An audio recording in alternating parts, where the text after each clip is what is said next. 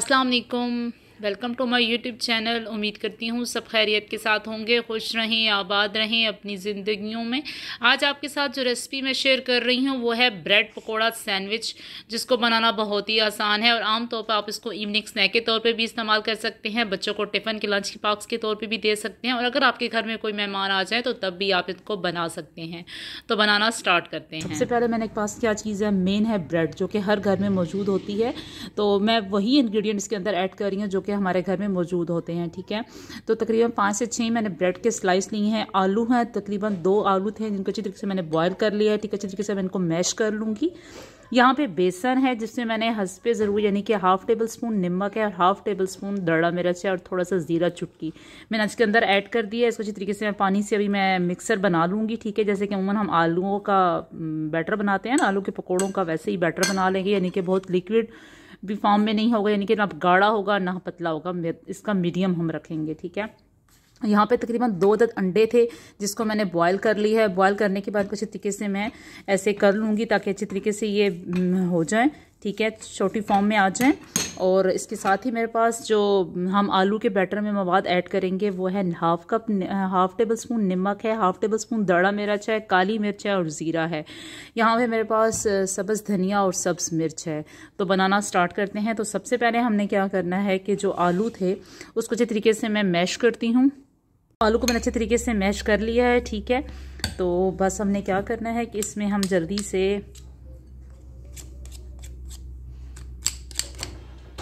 Mash कर लिया है। अब ये जितने मसाले थे मैं इसके अंदर डाल दूंगी, नमक, काली मिर्च और दड़ा मिर्च, ज़ीरा, और साथ ही मैं क्या करूंगी कि थोड़ी सी ये धनिया और सब्ज़ मिर्च इसके अंदर ऐड करूंगी, और बाकी का जो मिक्सर होगा वो हम इसके अंदर ऐड करेंगे। ठीक है, हल्का सा बस अच्छे तरीके से इसको मिक्स कर लेंगे।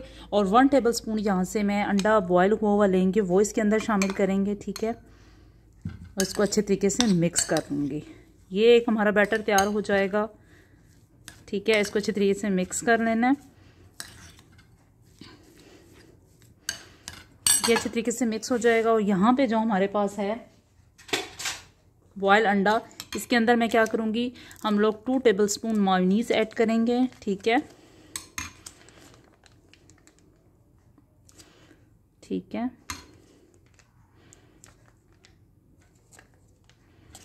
ये ऐड करने के बाद हम इसमें थोड़ा सा नमक और थोड़ी सी काली मिर्च ऐड करेंगे। ठीक है, हस्बे ज़रूरत है आपकी। ठीक है, ज़्यादा नहीं हमने ऐड करनी क्योंकि हम इसमें ऑलरेडी ऐड कर चुके हैं। इसमें भी ऐड होगी और इसमें भी ऐड होगी, तो हमें इतने क्वांटिटी का ख्याल रखना है। इसको अच्छे तरीके से मिक्स कर लेते हैं ताकि अच्छे तरीके से बैटर बन जाए, और उसके बाद फिर हम इसको सर्व करना स्टार्ट करते हैं। अच्छा, तो ये हमारा बैटर भी तैयार हो चुका है। ठीक है, इसको अच्छे तरीके से मैंने मिक्स कर लिया है, माशाल्लाह आपको देख रहे होंगे। और यहाँ दूसरी तरफ ये भी हमारा मुकम्मल तौर पर मेयोनीज इसमें शामिल हो चुकी है। और इसके मैंने बेसन को भी बैटर इस तरीके से यानी कि बना लिया है। हमने इसके ऊपर कोट करना है, यानी कि बहुत ज़्यादा कोट नहीं करना, बस हल्का सा उसके ऊपर कोट करना है। तो बस इस तरह का मिक्सर हमने तैयार कर लिया है। इसमें सिंपल सब्ज़ धनिया, सब्ज़ मिर्च, नमक, दड़ा मिर्च और इसके अलावा ज़ीरा है चुटकी। ठीक है, तो मैंने क्या किया है कि इस तरह का आप कोई भी ले सकते हैं। ठीक है, तो मैंने गोल 2 ये बना ली हैं। ठीक है, बाकी चाहें तो जो मर्ज़ी शेप रख लें। अब हमने करना क्या है कि सबसे पहले हम इसकी एक लेयर लगाएंगे। लेयर आपने एक मोटी सी लगानी है ताकि अच्छी सी नज़र आए। ठीक है, इस तरह। ठीक है, और इसके बाद इसको इस तरह प्रेस करेंगे और आपने फिर ऐसे करना है। ठीक है, माशाल्लाह ये बहुत अच्छी लगेगी, और जब हम इसको बेसन में डिप करेंगे तो इसका बहुत ही अच्छा टेक्सचर आएगा। ठीक है, एक हमारा इस तरीके से तैयार हो गया है। ठीक है, बाकी हम जो हैं वो चकोर सिंपल ऐसे ही करेंगे। ठीक है, केचप लगाएंगे थोड़ा सा इसके ऊपर,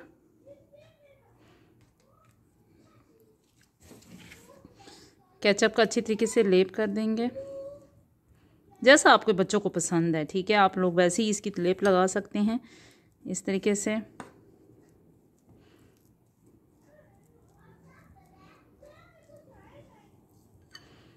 ज़्यादा सारी कोटिंग करके। ठीक है, इसके ऊपर हम एक और स्लाइस देंगे इस तरह। ठीक है, आप चाहें तो एजेस रिमूव कर सकते हैं, अगर आपका नहीं मूड तो कोई मसला भी नहीं है। अब इसके ऊपर मैं ये अंडे वाली लेप करूँगी। ठीक है, इस तरह लेप करने के बाद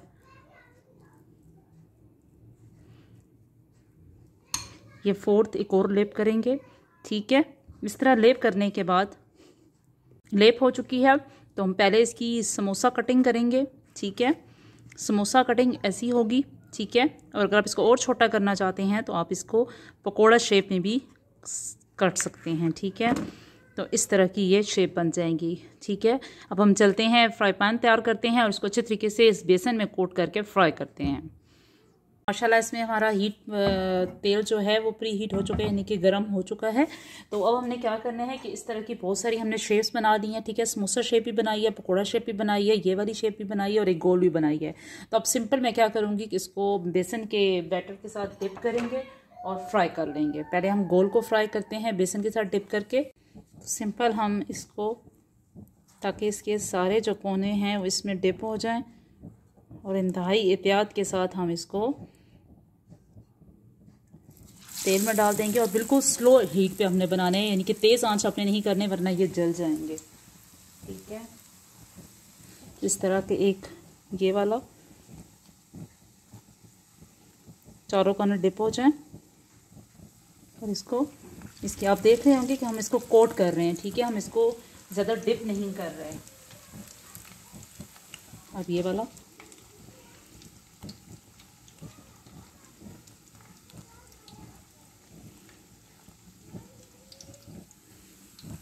तो सब इसकी शेप चेंज करेंगे। जैसे ही एक तरफ इसकी होती है दूसरी इसकी साइड चेंज कर देंगे।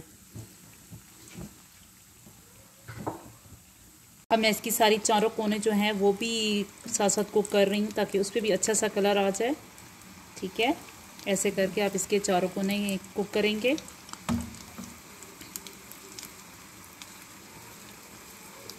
सारी साइज कुक करती रहेंगी और जैसे ही इसका अच्छा सा कलर आते हैं तो फिर हम इसको चेंज कर देंगे और बाकी के भी हम इसी तरह के तैयार कर देंगे।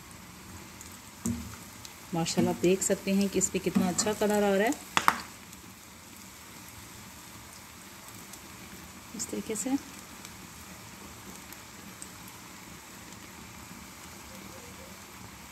माशाल्लाह आप देख रहे हैं कि कितना अच्छा कलर आ चुका है इसके चारों साइड से। तो बस अब मैं इसको निकाल लेती हूँ और हम इसके बाद बाकी अगली फ्राई करते हैं। माशाल्लाह आप देख सकते हैं कि कितना अच्छा कलर आया है चारों तरफ।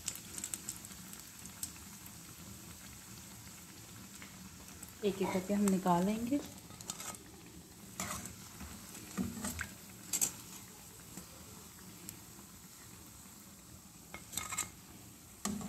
बहुत ही क्रिस्पी और यूनिक रेसिपी है। माशाल्लाह आप देख सकते हैं कितने अच्छे तरीके से ये हमारे फ्राई हो चुके हैं और कितना अच्छा इनका कलर आया है। माशाल्लाह आप देख सकते हैं। आप चाहें तो इसको ऐसे भी सर्व कर सकते हैं क्योंकि आलू ऑलरेडी कुक हैं और अंडा भी हमारा बॉयल था।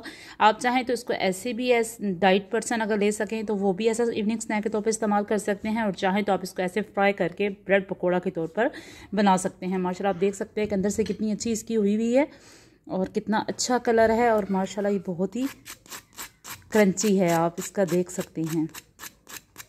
एक मैं आपको इसमें से करके दिखाती हूँ।